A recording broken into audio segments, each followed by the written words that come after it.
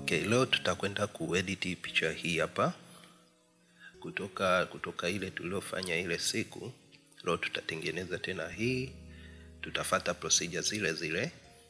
Kwa wale ambao hamkuelewa, kwa wale ambao mlipata changamoto, kwa sababu that day nilivyokuwa nikitengeneza ile tutorial, kuna some setup nilichanganya, kwa haikuweza kurekodi baadhi ya vitu kwenye screen kama Retouch Academy, zile actions na baadhi ya vitu havikuweza kuonekana kwenye ile tutorial. So kwenye tutorial nimejaribu kuzingatia hilo, nimerekebisha. So mtaona step by step, hatua kwa hatua, jinsi gani tunavyoweza kuedit picha na ikawa na muonekano mzuri.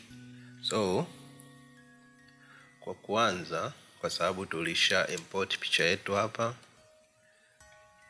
procedure za kuimport picha nadhani nishaelekeza katika tutorial zingine zilizopita. Ukiwa una changamoto katika upande huo, unaweza ukapitia baadhi ya tutorial ambazo zimepita, ambazo zipo kwenye channel yangu, zinaelekeza namna ya kuimport picha, namna ya kuedit picha kwenye Camera Raw. So tutaenda moja kwa moja kwanza kuedit picha yetu. Sawa? Na kwa sababu hiyo tutafuata procedure zile zile kama nilivyosema hapo mwanzo. Tutafungua Retouch Academy, tutaenda frequency separation via Gaussian blur. Sawa? Tutachagua radius yetu hapo.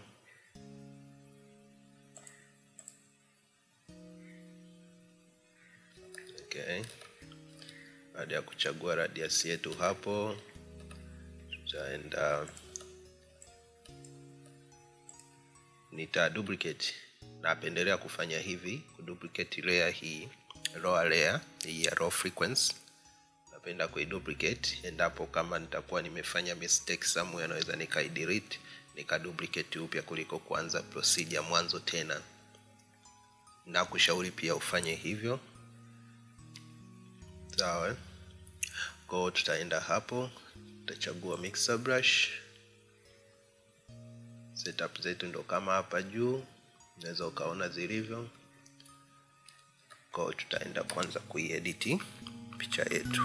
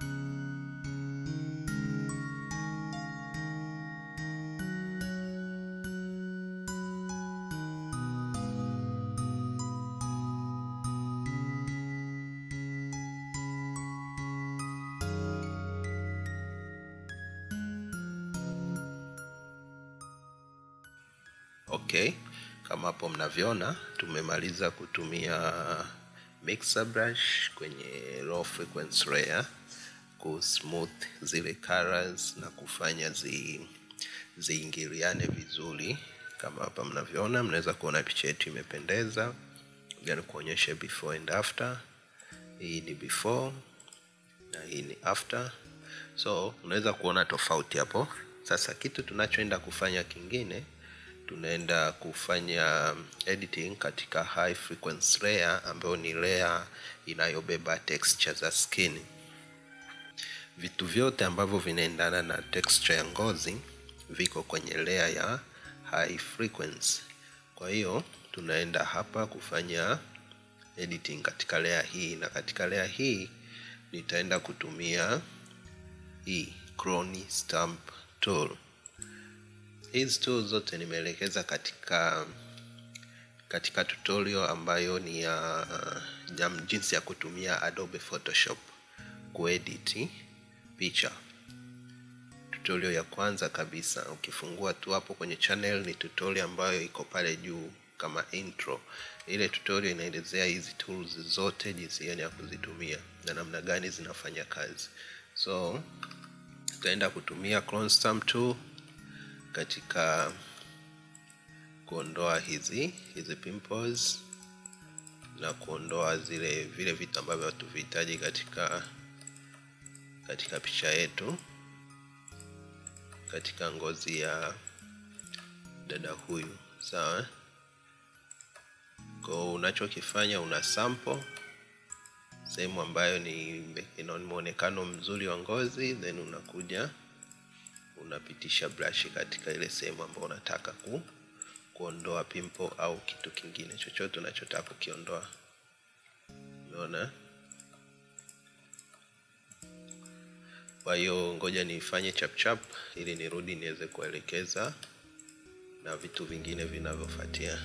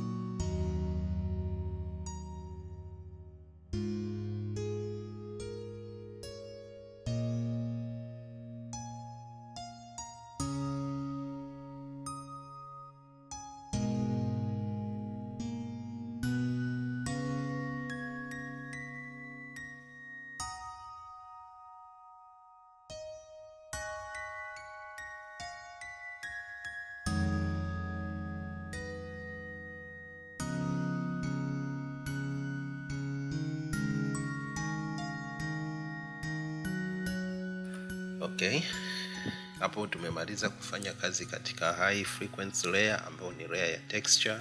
Kitu kinachofuata, tutaenda kwenye layer ya collecting tones. Sawa? Katika collecting tones tunatumia hii layer ku even color. Yani inatusaidia kurekebisha rangi ya ngozi pale ambapo haifanani na sehemu zingine za mwili. Basi tunaweza kusample color kutoka sehemu ambayo ni ya color ya ngozi ya model wetu, tukapaka sehemu ambayo kidogo haifanani na sehemu zingine za mwili. So ili kufanikisha hilo, tutabadili blending mode kutoka normal kwenda kwenye blending mode color. Sawa? Tukishabadili hapo, tunakuja hapa kwenye brush, tunachukua brush ya kawaida hii. Sawa? Baada ya kuchukua brush ya kawaida, tutashusha flow. Sawa? Tukishashusha flow, tutaingia kwenye picha yetu, tutaenda kusample color ambayo tunaona ina match vizuri na ngozi yake.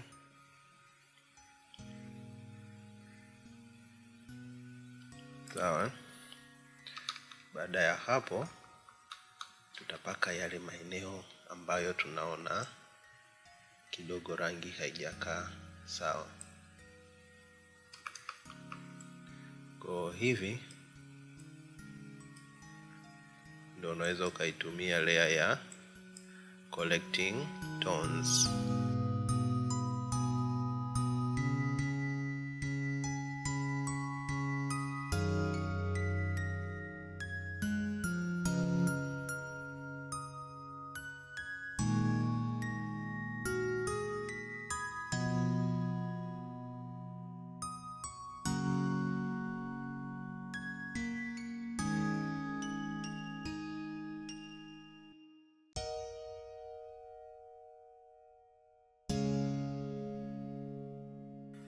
Okay, kama hapo mnaweza mkaona, je, naonyeshe before and after. Unaona hapo ni before, hapo ni after. Tumerekebisha baadhi ya maeneo ili rangi ya ngozi iweze kufanania. Sasa baada ya kutoka hapo, tuta close group yetu ya frequency separation, then tutaenda kufanya kitu kingine ambacho ni kusafisha macho, ambao nitatumia action niliyoitengeneza mwenyewe, ambao ndio hii hapa, eye color. Baada ya hapo nitatumia brush ile ya kawaida, ila flow nitapandisha mpaka 100. Sawa? Nishapandisha flow mpaka 100, nitashusha size ya brush, nitakuja kupaka hapa. Make sure layer iliyo select ni hii hapa ya photo filter, na imeselect mask hii nyeusi hapa. Sawa? Kwa hiyo nitasafisha kama hivyo. Sawa? Ili kufanya macho yasionekane kama mdoli, tutashusha opacity kidogo ya grupu nzima. Kama 60 hapo inatosha. Umeona?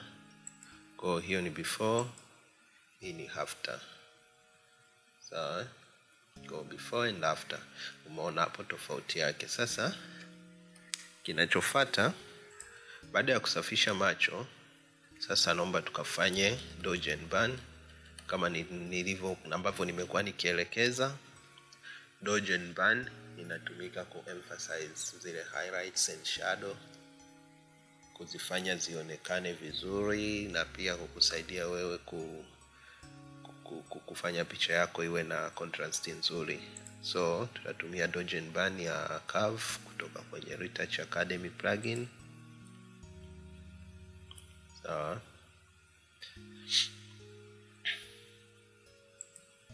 Visual aid mimi sitaitumia, kwa nitaifuta. Then nitakuja hapa kwenye kudodge.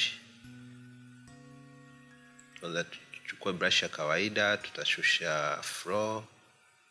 Tutatumia 3 au 2 inatosha. Sawa? Then tutaenda kwenye picha yetu. Kwenye dodge ni highlights, kwenye burn ni kwenye shadow. Sawa? So kama hivyo.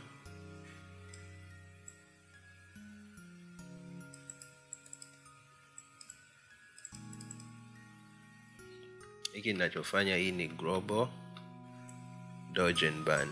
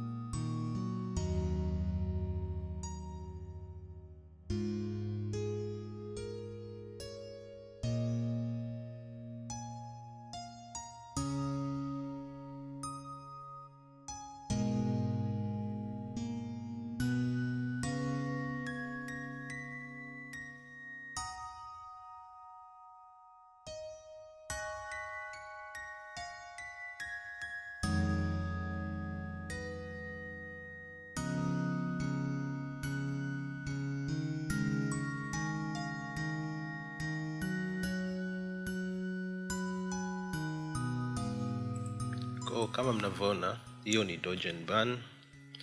Ngoja niwaonyeshe before and after. Hiyo ni before dodge and burn na hii ni after dodge and burn. So baada ya kumaliza dodge and burn, tutaenda kuisharpen image yetu. Ngoja niwaonyeshe kitu hapa. Sawa. Tutatumia sharpening action kutoka kwenye Retouch Academy plugin ambayo iko hapa kwenye hii triangle hapa chini. Hii ndo sharpening kwenye Retouch Academy plugin. So ukiklik hapa, yenyewe ita-apply, itakutengenezea sharpening layer. Sawa. Na ngoja ni zoom niwaonyeshe. Umeona tofauti? Kwa hii ni before sharpening na hii ni after sharpening. So nitakachokifanya mimi nitashusha tu opacity kidogo. Sawa. Umeona? Kwa hiyo ni before and after. So baada ya kumaliza kufanya hapo, kitu kinachofuata ni color grading. Ila kwa sababu tulikuwa tumeedit picha katika tutorial iliyopita ya mfanano huu ya dada huyu. Sasa nitakachokifanya mimi nitafungua ile picha iliyopita, nitacopy tu ile layer ya color grading, I mean group ya color grading, nitaileta huku na picha yetu itakuwa na muonekano kama ule. Sawa. Kwa nitakachofanya nitakuja hapa, picha yetu hii hapa, nitafungua.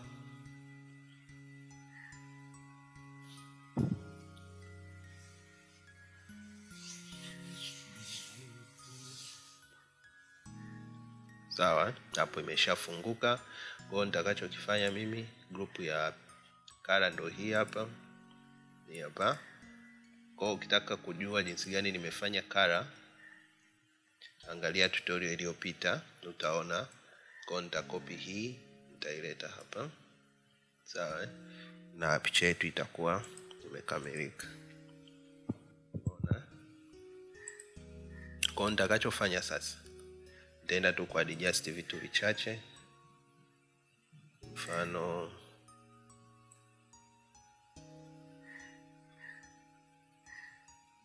adjust tu vitu vichache hapa ili kuendana na picha yetu, maana picha zinatofautiana kidogo kwenye mwanga. Kwa nita adjust vitu vichache tu na picha yetu itakuwa tayari kama hivyo. Unaona? Kwa tukirudi hapa, hii ni before na hii ni after. Before, after. Yani hii ni before kufanya color grading na hii ni after color grading. Kwa picha yetu hapo itakuwa imekamilika kama mnavyoona. Na yes. So kwa kumaliza hapo, tutakuwa tumemaliza editing ya picha yetu kama mnavyoona.